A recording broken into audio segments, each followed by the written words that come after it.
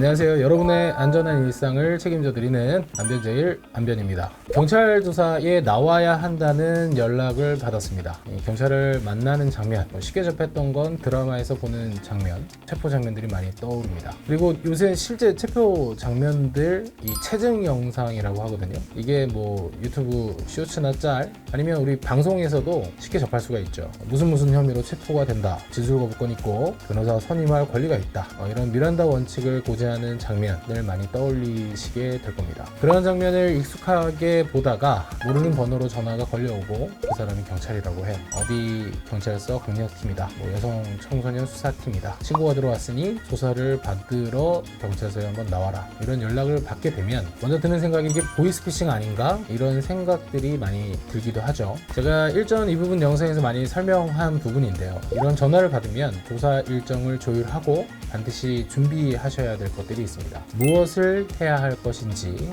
다시 한번 알아보도록 하겠습니다. 먼저 사건 당일 조사관이 알려준 상대와 있었던 일을 차분히 이 시간, 장소, 행위 순서대로 정리를 해보셔야 합니다. 직접 사건의 경위를 한번 써보세요. 써볼 수 있어야 말할 수 있고 또 말할 수 있어야 조사를 받을 수 있습니다. 내 생각이 정리가 되어야 상대와 입장이 다른 부분을 정확히 반박을 할 수가 있습니다. 저한테 상담 요청을 주시는 대부분의 분들이 문의를 해주시면서 그 전에 먼저 잘 정리해 주시고 계신 부분이기도 합니다. 이런 신고를 받았는데, 이런 고소장을 받았는데 내가 무슨 일을 했다, 이게 과연 범죄가 성립하는지, 이런 사건 당시의 일을 정리하는 것이 이게 첫 번째입니다. 그 이유는 생각을 정리하지 않으면 중언부언하게 되거든요. 내가 당연히 있었던 일이고 또 사실대로 조사를 받는다고 하더라도 조사 받을 때 생각 자체가 떠오르지 않는 경우도 있어요. 그러다 보면 두서없이 말하기도 하고 또 잘못 말하는 경우가 발생하거든요. 그럼 내 주장이 신빙성이 없다, 이러한 판단을 받기가 십상입니다. 우리가 나중에 생각날 수도 있잖아요. 또 불현듯 떠올라서 말을 하게 되다 보면 종전 진술과도 좀 변경되는 부분이 있을 수 있거든요. 충분히 그럴 수도 있는데 조사에 있어서만큼은 굉장히 위험합니다. 내 진술에 대해서 신빙성이 없다는 판단을 받거나 불필요한 의심을 받게 되니까 이 부분을 꼭 유념해 두시기를 바랍니다. 또 이유를 들자면 이 사람의 기억이라는 게 시간이 지나면서 희미해질 수 있거든요. 내가 분명히 기억하지 못한 부분인데 또 가끔 불현듯 생각이 날 수도 있어요. 그런 상황이 반복되게 되다 보면 진술이 일관되지 않게 될 수도 있습니다. 사건 초기에 사건 내용 정리를 하시면서 차이점도 파악하시고 또 가장 기억이 정확할 때 일관되게 진술할 수 있는 자료를 확보해 놓으시는 게 중요합니다. 그래서 사건의 경위를 잘 정리하셔서 철저하게 일관되게 진술을 하시는 것이 피의자 입장에서는 굉장히 중요합니다. 자, 다음으로 이 정보 공개 청구를 반드시 해보셔야 돼요. 사건 경위를 정리하면서 반드시 체크해 보셔야 하는 게 상대방의 주장입니다. 상대방의 주장을 알아야 그 당시의 상황을 다시금 제대로 정리하실 수가 있습니다. 이 사람은 같은 사실관계를 두고도 경험한 것들이 다르거든요. 같이 느끼기도 하고 또 같은 상황을 보고 다르게 느끼기도 합니다. 이 정보공개 청구는 제가 일전에 자세하게 설명을 드렸습니다. 이 포털 사이트에서 정보공개 청구라고 검색을 해보시면 인터넷으로도 신청할 수가 있고, 정보공개 청구를 통해서 고소장 내지는 신고사실 확인원 등을 받아보시고 내용을 확인해 봐야 됩니다. 내가 이런 사건에 연루되게 되었는데 그 주장이 무엇인지 정확히 파악을 해야 내 입장 역시 다시금 확인해 볼 수도 있고 또 정리할 수가 있습니다. 그래서 정보공개 청구 꼭 잊지 말고 챙겨서 해보시길 바랍니다. 자, 이렇게 사건 개요를 정리하고 또 정보공개 청구로 상대방의 주장을 알았다면 사건 경위에 대한 파악이 어느 정도 끝났고 생각이 정리된 겁니다. 이렇게 생각이 정리가 되었다면 생각해 보셔야 되는 게 시뮬레이션이라고 하는 과정입니다. 이 앞서 말씀드린 대로 내가 생각 정리를 했어요. 그리고 상대방 주장도 어느 정도 일정 부분 알았어요. 근데 조사를 받으러 가면 빈정되기 마련입니다. 이 하고 싶은 말의 80%도 못하고 나오는 경우가 많습니다. 아마 조사 받으러 가시면 느끼실 거예요.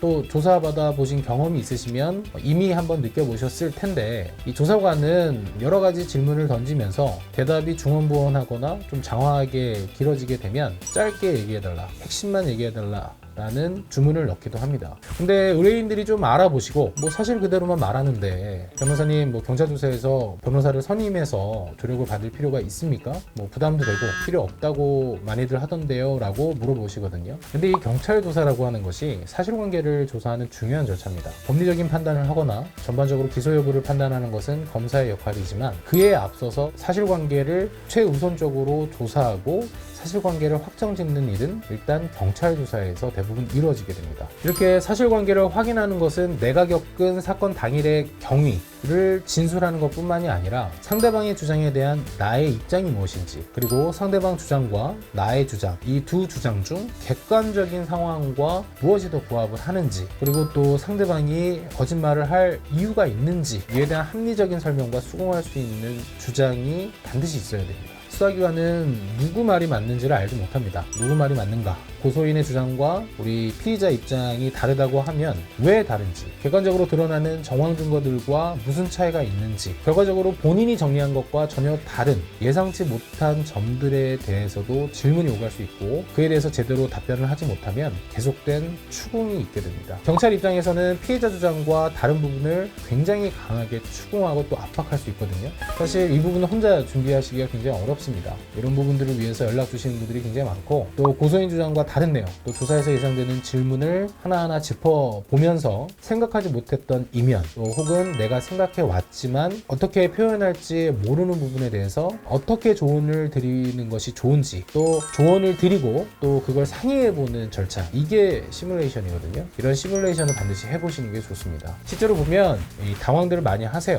뭐 이런 질문들을 한다고? 이런 질문들이 있으면 내가 어떻게 대답하면 되는지, 이런 부분을 잘 모르시는 경우도 있고, 그런 질문을 왜 하는 것인지 그 행간의 의미를 일반인 입장에서는 제대로 판단을 하기 어려운 경우가 많습니다. 특히 이 성범죄에서 차지하는 진술조사 정말 중요합니다. 이 성범죄에서는 객관적인 물증, CCTV 같은 게 존재하지 않을 가능성이 매우 높습니다. 뭐 있다 하더라도 사건 전후의 정황 정도를 파악할 수 있는 그런 자료가 대부분인데, 결국엔 이 진술의 신빙성 여부를, 피해자와 피의자의 주장 중 무엇이 더 맞는지, 이 부분에 대한 진술 판단이 이루어지거든요. 실제 법원의 판결 인용 문구를 한번 볼게요. 보시면 피해자의 진술에 기초해서 과연 범죄 사실을 인정할 수 있는지, 그런 피해자 진술의 신빙성 유무에 대한 판단은 결국 피의자의 주장을 기초로 여러 가지 정황적인 요소들과 함께 판단을 하게 됩니다. 그만큼 경찰 조사에서 무엇을 어떻게 진술하고 어떠한 태도에서 어떠한 주장을 해나갈지가 굉장히 중요하겠죠. 여기서